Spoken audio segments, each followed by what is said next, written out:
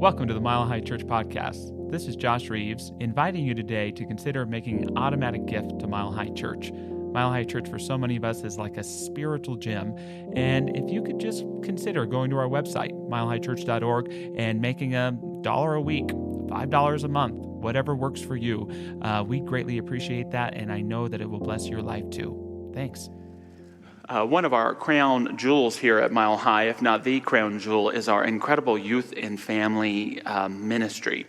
I love that we are supporting hundreds of kids every month in knowing the truth of who they are.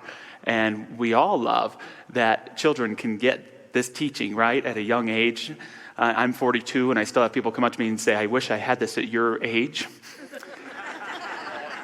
But you know, there are consequences to all this, especially when the kids call you on not practicing what you preach. Dad, do you know you're being really negative right now?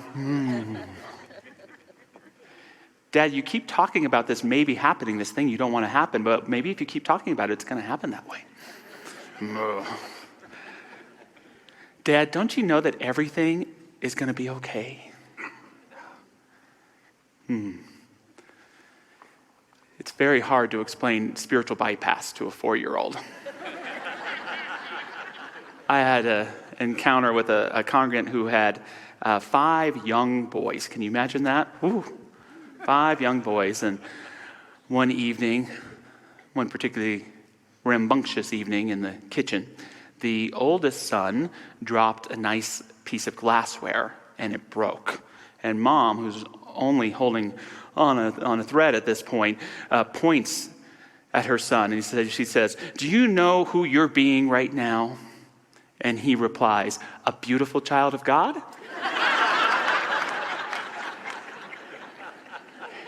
And it touched her heart in such a way that she, in that moment, began to weep. She began to cry. And her oldest son wrapped his arms around her and asked what was wrong, and all she could say is yes, that's who you are. Yes, that's who you are. Now, I can't get into her own mind to share why she cried that day. But what I do know is that many of us growing up, when we got in trouble, we weren't just worried about what we did wrong. We were worried if we were worthy. We were worried if we were going to be accepted as worthy. We sometimes might have not been sure if even though we were in trouble, we were still loved, or if we could be rejected, or even that there was this God out there who might judge and reject us. Now, I hope her next words to her son, "Now go be a beautiful child of God in your room."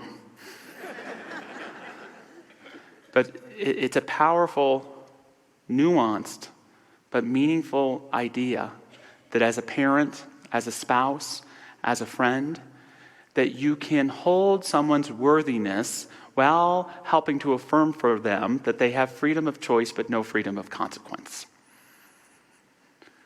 You can fully, unconditionally love someone that you care about while pointing out that they're not embodying their best virtues in that moment. You can challenge someone without rejecting them, holding their wholeness and inspiring them in love. And I am so grateful for our children and us big kids here that get that message. It's one of the most important ones we can get in our lives. An essential part of everyday spirituality and everyday forgiveness, our topic today, is the recognition that every relationship you have is a reflection of your relationship with God. Every relationship you have is a reflection of your relationship with the infinite. Now, I believe we are all made in the image and likeness of God, but I also believe that we behave like the God we imagine. Sometimes consciously, sometimes unconsciously. And when we have this archaic image of God as great judge, as someone who can offer incredible forgiveness but wants to hear how sincere you are first, or wants to take your sin and apply it to a list and may reject you, may even damn you. When you believe in a God that doesn't honor your inherent worth, sees you as inherently sinful, something that needs to be fixed, we can't help but show up as that with our children. We can't help but show up like that with our loved ones. God isn't the judge. I'm the judge. God isn't the one waiting to see how sincere your apology is. God has forgiven you even before your mistake. It's me that judges. God isn't the one that will ever reject you. It's me that will reject myself. When our God evolves through our own personal practice and we begin to see God as unconditional love, guess what? We get to show up that way. When we see God as that which is always holding our wholeness and the truth of who we are, even when we break it, even when we forget about it, even in our worst experiences of who we are, we can hold that presence for other people. What a gift. When we realize that God is not the great rejecter, but a being of total loving acceptance, we can hold the people we love to that as well. Fred Rogers, the great Mr. Rogers, used to refer to God as the great acceptor. God is the great acceptor, always looking for the highest and best in who you are to uplift and nurture that in you. Isn't that powerful? I like that concept, that recognition of my worth, that there's always this divine acceptor, this divine approver. And I know that's who I want to be in my life. And what's the opposite of that divine acceptor? The divine accuser. So we get to consider, as we step into this topic of everyday forgiveness, am I practicing being the great acceptor and the approver in my life, always holding the truth of who my loved ones are?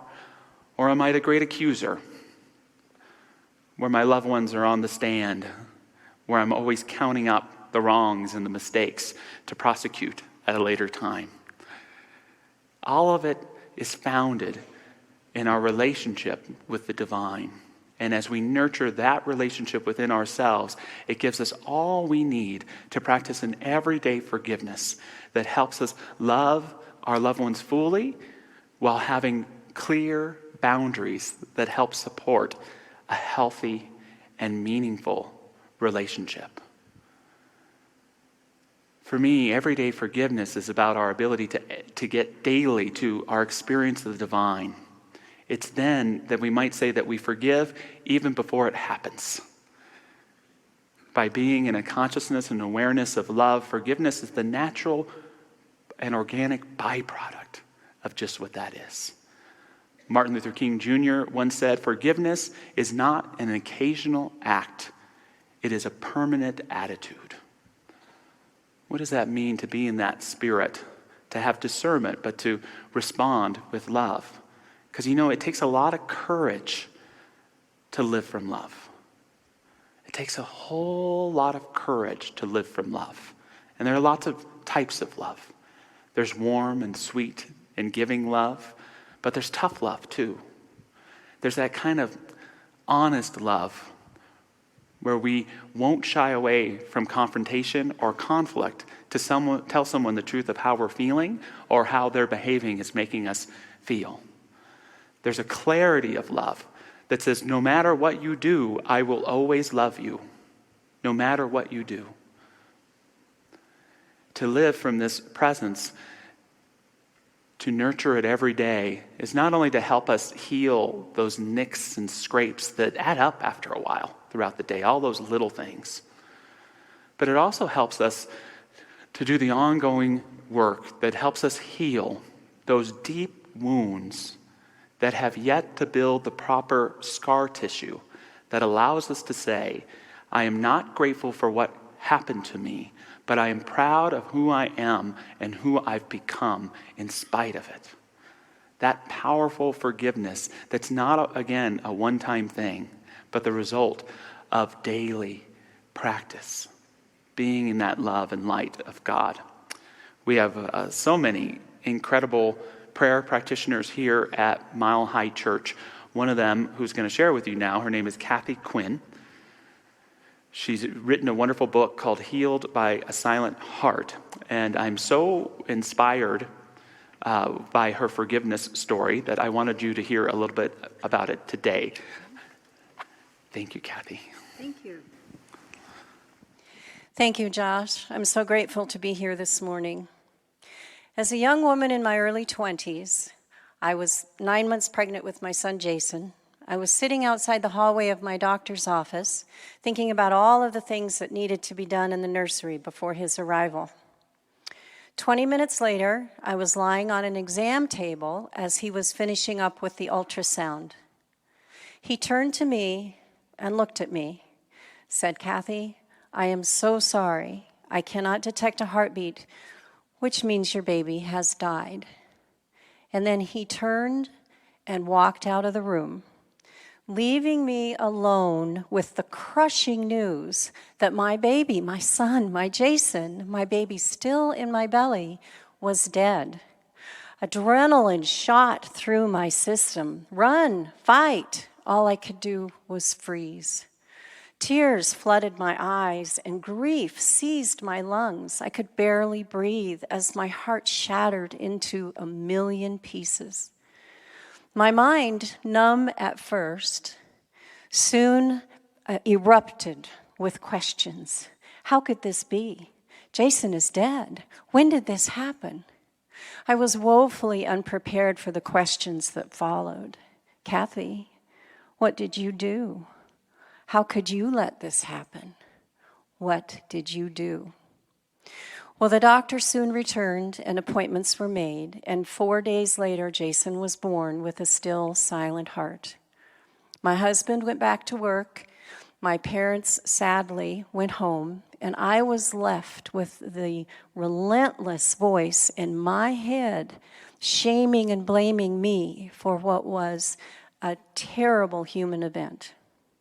6 months later, I returned for my postpartum checkup, and I asked the nurse, I said, "Why did this happen? What happened to Jason? Why did he die?" She looked at me and she said, "Kathy, you may never know, but you need to just go on and get over this. That's what women do."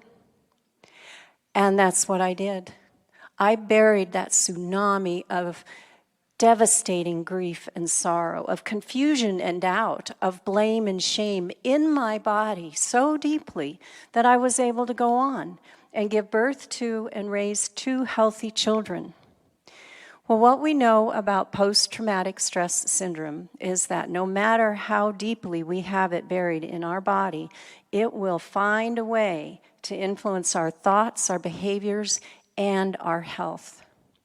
3 decades later, I'd been divorced twice. My career was in shambles, my finances were in shambles, and I was staring at abnormal test results from my most recent pap smear. I felt like I was falling apart on the inside and failing on the outside. I had nothing to hold me up.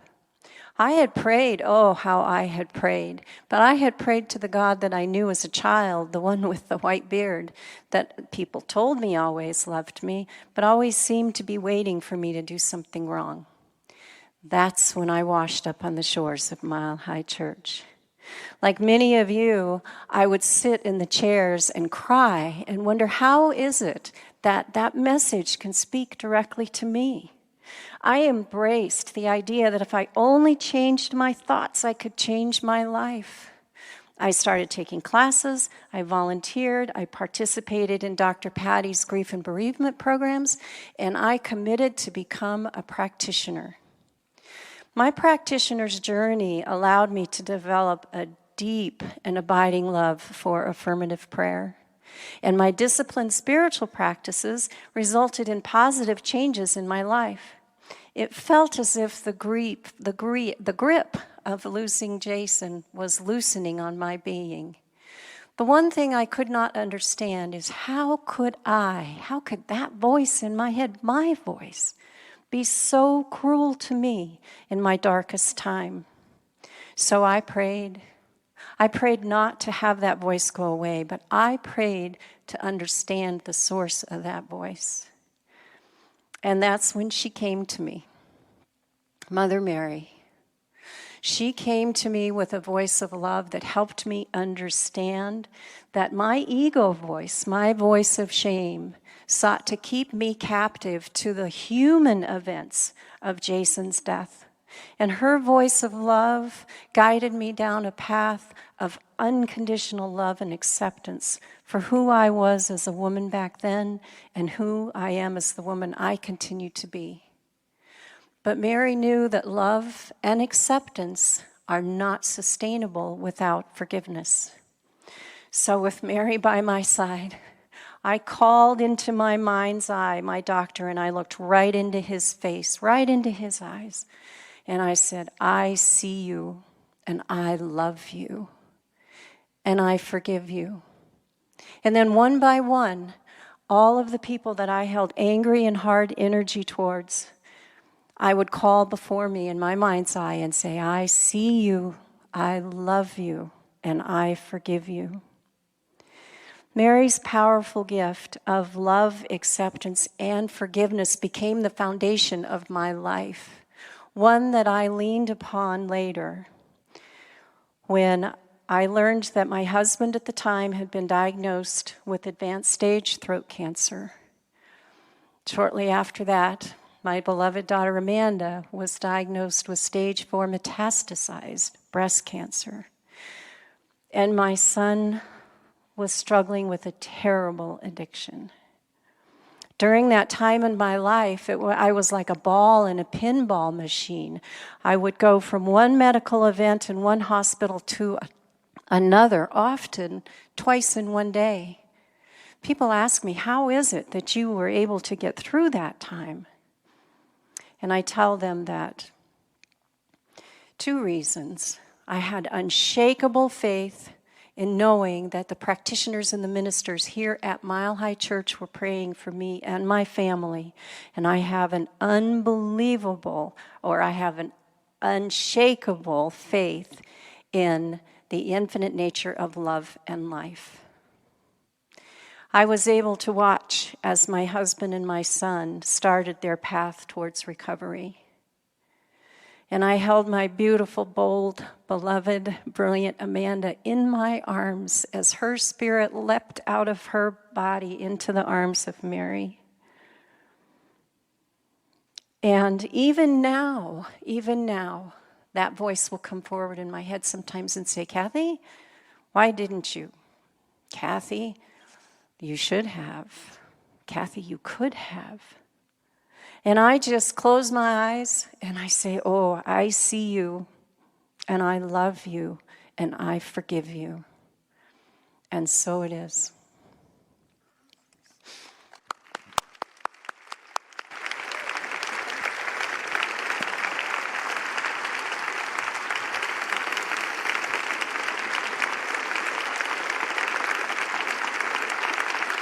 Thank you, Kathy.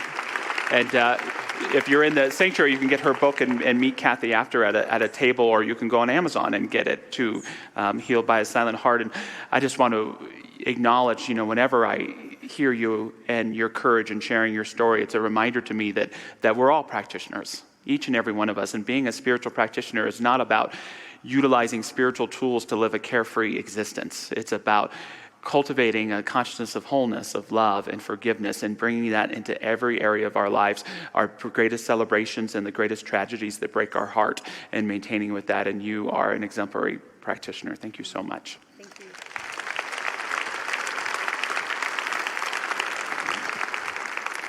Just to wrap up today, this topic of everyday forgiveness, I want to share some things to do with everyday forgiveness that forgiveness is not and that it is. And for me, everyday forgiveness is not so much about an action, it's a way of being. Forgiveness as a way of being. It's going to that remembrance of Spirit's divine love. And then it's applying it to the everyday circumstances in our relationships in our life. It's allowing God to bring a point of view that's wider than our more limited or even fractured one. It applies to our relationships, but it also applies to ourself. I love something Mr. Rogers said. He said, "It's hard to realize, but it's true. Feeling good about ourselves is an essential thing in our being able to love others." Feeling good about yourself is an essential piece of being able to love others. Forgiveness is a consciousness. Also, forgiveness is not an occasional event. It's an everyday spiritual practice. I can't tell you how many times in my office or in a class, someone will come in and say, "Josh, I swear I forgave that SOB 10 years ago. But here it is again." And my response is always the same, and it's that you did forgive that SOB. You did. But we're not fixed people. We're fluid. As Carl Rogers said, we're not products, but we're processes. And there are times in the spiral of our lives that as we grow, our need to forgive again and to keep forgiving grows. I like to say we need to forgive every time we remember. And you may have people in your life that you have to forgive every day for the rest of your life so that you can live in the present and in wholeness. And that's okay. And that's okay. Because forgiveness is an everyday practice. It's not a one-time event. Forgiveness is not about making ourselves vulnerable to future hurts and betrayals. Everyday forgiveness strengthens us to renew our relationship with greater foundation. Basic forgiveness, those big things that we have to forgive, part of forgiveness is recognizing that things will never be like they were before, and that's for the better. That includes going back to a way of behavior that is allowing ourselves to be victimized by someone, mistreated by someone, hurt by someone. Forgiveness isn't just saying, "I wish love for you." It's saying, if we're renewing this relationship, we're doing so on a foundation of clear guidelines about how we treat each other, how we communicate, how we respect each other's boundaries, and so on. Forgiveness is not complete without that renewal that involves love, but also tenacious, honest guidelines and boundaries. For people who've been in long-term relationships, I invite you to ask yourself how you measure the success of your relationship.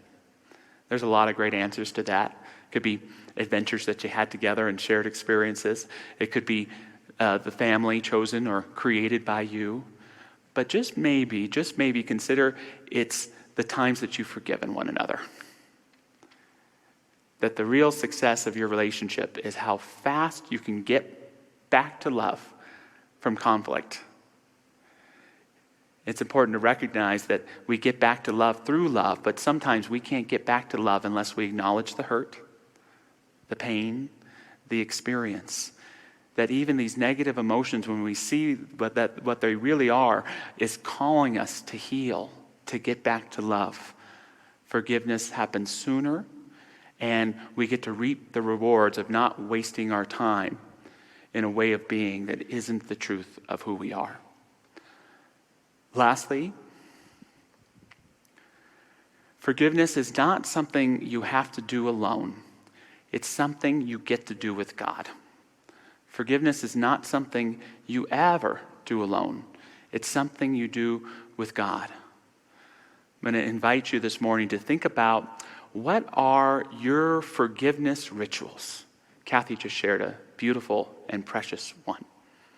Because forgiveness for me, last week we talked about everyday ritual. And forgiveness for me is ritualistic. I shared that in the morning time, it's all about meditation and prayer for me, but the nighttime is the time for forgiveness. And where meditation involves silence, and where prayer, especially in our tradition, is a verbal practice, whether it's out loud or in our own consciousness, forgiveness is ritualistic. That's why there's no one set way to forgive. And so I invite you to think about what your everyday forgiveness rituals might be. Just a few that I have. One, here in Colorado I've developed, it's just a walk around the lake.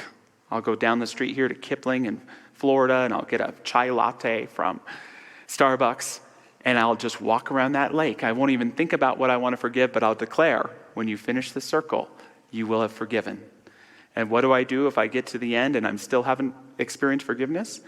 It's time to walk around the circle again. Another tool for me is music. Music.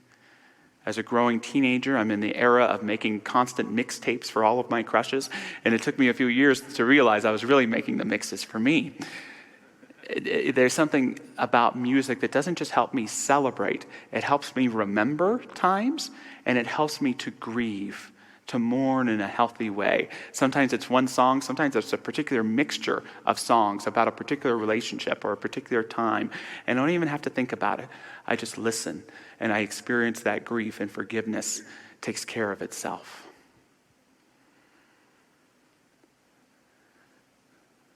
However you choose to forgive, the opportunity is always there to allow God to make a greater demonstration in your life. One last way I like to forgive is to write a letter. The lost art of letter writing. I don't think I've ever sent one, but still, it's something about having something you write that doesn't have autocorrect attached to it. You know, it's more powerful than an email or a text message because we have to be clear and transparent, not only about what we think about the person we're writing the letter to, but to be open and honest in communicating to them how they may have made us feel as well. What are your rituals of everyday forgiveness? And if you keep those strong, your capacity to forgive will become so strong that you will have forgiven even before it happens, even before so-and-so opens their mouth. There will be that presence and that knowledge of love that can uplift and move you forward. I opened this series on everyday forgiveness with what I wish for you, and I've transformed that into an affirmation as we close that perhaps we can all say together, nice and slow. Here's the first line. I embrace forgiveness as a daily way of life. Nothing stands in the way of my loving fully in this very moment. I practice daily rituals that ground me in my own spirit, inspiring me to live my true life. I have a ready awe and capacity for wonder. Even in the mundane, I see the divine. And just taking that into prayer, I invite any of our prayer practitioners who'd like to stand and join me to do so. I just invite us to open our hearts this morning to this concept of our true life. Am I living my true life? And what I know is when parts of my spirit seem to be being held hostage in past experiences, that I am not living my true life, that these aspects of my spirit must be called back into my being right here and right now so I can live with the best of myself again. Even if there's an inability to erase the reminder of past negative experiences, what I know to be the truth of who I am is that I am loved by a caring God, that my relationships are blessings that are the result of a deep and profound yes to being my best self, to growing, to caring, to nurturing. And I know as we continue to open our heart to the true life within us, it begins to sing and to show up all around us as grace, as healing, as love, as inspiration. When I go to the divine, forgiveness takes care of itself. It is the fruit of moving inward to that holy embrace of a divine spirit that speaks through the language of unconditional love and acceptance. That love is here, it's right now. If we could truly be aware of it, we would realize that it surrounds us in such a way that we could never step outside of it. May we allow ourselves the gift, that gift of love, to be known in our heart, be known in every cell of our being, and to make itself revealed through each and every relationship we keep. And so it is.